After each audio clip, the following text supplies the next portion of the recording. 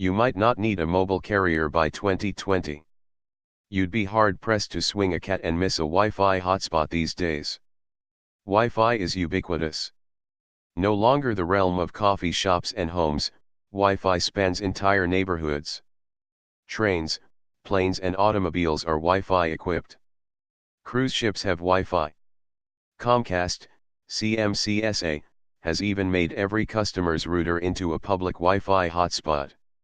That's good news if you're a cell phone user. The more you email, watch Netflix, NFLX, TECH30, stream Pandora, P, and surf Facebook, FB, TECH30, over Wi-Fi, the fewer gigabytes you have to buy from your cell phone company. Plus, calls and texts are now able to be sent over Wi-Fi too. Broadband customers that actively use Wi-Fi on a regular basis save more than $30 per month on their wireless bill, according to a Macquarie Group survey published last week. So what do you need your cell phone company for? In Europe, many cell phone owners have already ditched their wireless carrier. But Wi-Fi isn't quite widespread or robust enough for most Americans to completely ditch their wireless carrier just yet. Related, faster internet to the middle of the ocean. Some people are also, rightfully, concerned with the security of public Wi-Fi. A new generation of hotspots lets you seamlessly switch between Wi-Fi and 4G, LTE service, and they offer improved encryption. But Wi-Fi's security issues likely won't be resolved by 2016, Macquarie predicts.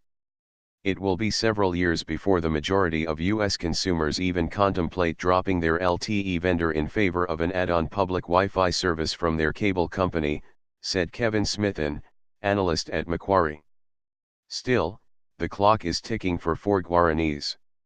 Related, Ford brings Wi-Fi to the highway. 4G's limitations are inherent in the technology that makes it work, airwaves are limited, and you can only cram so much data into 1 MHz of spectrum.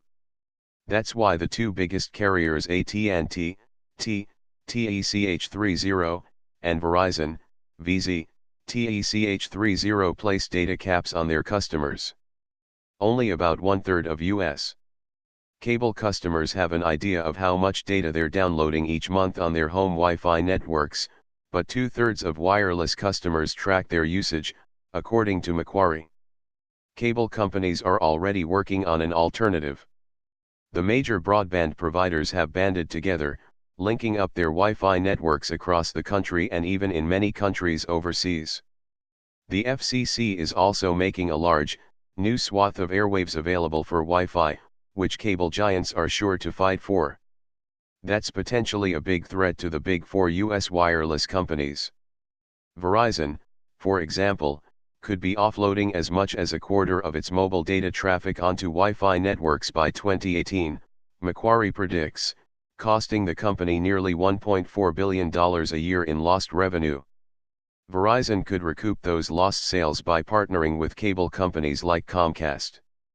Verizon could sell Comcast its wireless airwaves, providing Comcast with a 4G quad-play option. That's why wireless carriers will likely be jockeying for position to partner with cable companies, particularly Comcast. With Sprint's sub-PAR 4G network, AT&T's ties to UVerse, and Verizon's FiOS and congestion issues, T-Mobile, TMUS, is the likeliest wireless company to win over big cable, Macquarie predicts.